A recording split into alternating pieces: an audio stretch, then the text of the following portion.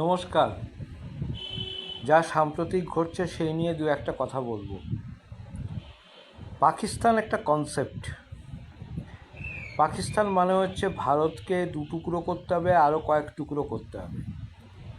পাকিস্তান মানে হচ্ছে হিন্দু মুসলমান পরস্পর শত্রু, তারা একসাথে থাকতে পারে না। দ্বিজাতি তত্ত্বের ভিত্তিতে পাকিস্তান তৈরি হয়েছিল। আপনাদের জানিয়ে দিই যে যখন পাকিস্তান তৈরি হচ্ছে, মুসলিম লীগের পক্ষে প্রায় সব মুসলমান ভোট দিতেন এবং তাদের কমিউনিস্টরা সমর্থন করতেন।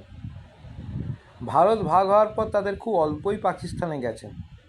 যারা পাকিস্তানে ছিলেন, পাকিস্তানে আছেন, বাকিরা কিন্তু ভারতেই থেকে গেছেন এবং ভারতে থেকে গিয়ে তারা মূলত কমিউনিস্ট আন্দোলনের সঙ্গে যান এবং অন্যান্য দল তৈরি করেন। এই মানুষগুলো কিন্তু পাকিস্তানেই আছেন, পাকিস্তানের মতো করে বাঁচেন, পাকিস্তানের মতো করে ভাবেন, পাকিস্তানের মতো করে সব কিছু করেন। এবার আসি সাম্প্রতিক ঘটনা। আপনারা জানেন যে 3 তারিখে পেপার লিক হয়েছিল, 3 জুন, এবং সেই পেপার পরবর্তীকালে 21 জুন নেওয়া হয়। 3 থেকে 21 কদিন, বলে 17 দিন নাকি 18 দিন এরকম হবে। তো এই 17-18 দিনের মধ্যে নাকি 27 জন আত্মহত্যা করে ফেলে। আমি জানি না কেন আত্মহত্যা করেছে। আমাদের দেশে চাষি 2 লাখ 2.5 লাখ চাষি আত্মহত্যা করেছে, সেই নিয়ে কোনো আন্দোলন হয়নি। যাই হোক, সেই আত্মহত্যাটা কংগ্রেস জমানা থেকে হয়ে আসছে, কেউ বলে না সেগুলি। খুবই দুঃখের বিষয়। তারপরে পরীক্ষা হয়, পরীক্ষার পর রেজাল্ট বেরোয়, রেজাল্ট বেরিয়ে গিয়ে যে যার মতো পরীক্ষা যা হওয়ার হচ্ছে, সেই সময় দেখা গেল একজন অনশনে বসলেন এবং তার সমর্থনে অনেক লোকজন জড়ো হতে আরম্ভ করল। তাতেও কোনো ক্ষতি নেই, পরীক্ষা নিয়ে দুর্নীতি নিয়ে কথা বলবেন, কেউ প্রতিবাদ করবেন, কোনো অসুবিধে নেই। তারপরে কি হলো, সেখানে জুটলো আজাদি, কাশ্মীর মাঙ্গে আজাদি, 370 ধারা বাতিল করতে হবে, বাস নাম রহেগা আল্লাহ কা, ইত্যাদি ইত্যাদি যারা আসেন আর কি।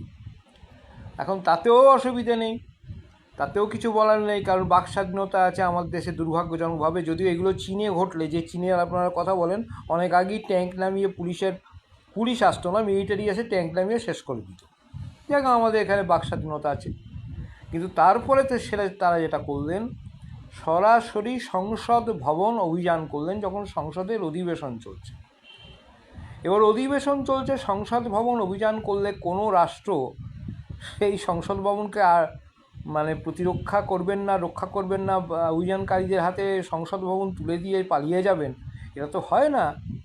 স্বাভাবিকভাবেই পুলিশ গেল, পুলিশ গিয়ে মারলো এবং সেটা নাকি নৃশংস অত্যাচার হলো।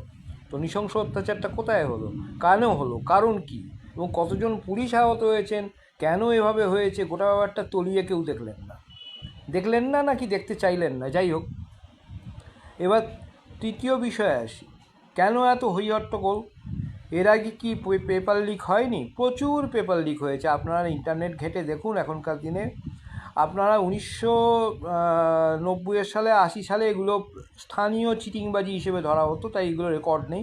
2000 সাল থেকে রেকর্ড আছে। 2000 সাল থেকে যদি আপনারা রেকর্ড দেখেন, দেখবেন কয়েকশো বোধহয় পেপার লিকের ঘটনা ঘটেছে স্থানীয় এবং জাতীয় স্তরে, এবং সেগুলো কংগ্রেস রাজত্বে হয়েছে, অন্যান্য রাজত্বে হয়েছে, সে নিয়ে কোনো হইচই হয়নি। কিন্তু এখন হচ্ছে। কেন হইচই হচ্ছে? তার একটাই কারণ। তার কারণটা হচ্ছে গিয়ে একটা বিল হচ্ছে, সেটা হচ্ছে গিয়ে এনজিওরা যে টাকা বিদেশ থেকে পায়, আপনাদের জানাই, 2-1 বাদ দিয়ে সমস্ত এনজিও টাকা পায় বিদেশ থেকে। হ্যাঁ, সেই টাকাগুলি যে আসে তার হিসাব নিকাশ সরকার রাখবেন বলে একটা বিল আনছে। এই টাকাটা কত জানেন? 16,000 কোটি টাকা। এই 16,000 কোটি টাকা প্রতি বছরে আসে, তার হিসাব রাখবেন বলে সরকার একটা বিল আনছে, এবং সেই বিলটা যাতে পাস না হয় তার জন্যেই এত হুজ্জতি করা হচ্ছে। নইলে পরীক্ষা পেপার লিক অনেক হয়েছে। আর সোনাম ওয়াংচু তো ভূখ হরতাল করেছিলেন, তিনি তো কালকেই ভেঙে দিয়েছেন, তারপরে উইথড্র করেছেন। তো তারপরেও এগুলো চলছে কেন? তার একটাই কারণ, এই সরকারকে, যে নির্বাচিত সরকার, তাকে জোর করে ক্ষমতা থেকে টেনে নামানো হবে বাংলাদেশের মতো। এটা তাদের উদ্দেশ্য, কারণ এই সরকার বিদেশ থেকে যে টাকা পায় এনজিও 16,000 কোটি টাকা প্রতি বছরে, সেগুলো বিভিন্ন খারাপ কাজে ব্যবহার হয় বলে আমরা মনে করি। তার একটা হিসেব এবং তদন্ত চাইছে, এটাই হলো আসল কথা। এবার আপনি ঠিক করুন, আপনারা ঠিক করুন। আমি তো অবশ্যই এই যারা আন্দোলনকারী তাদের বিরোধিতা করব, যদিও আমার সহানুভূতি আছে ছাত্রদের প্রতি, তবুও বিরোধিতা করবই একজন নাগরিক হিসেবে।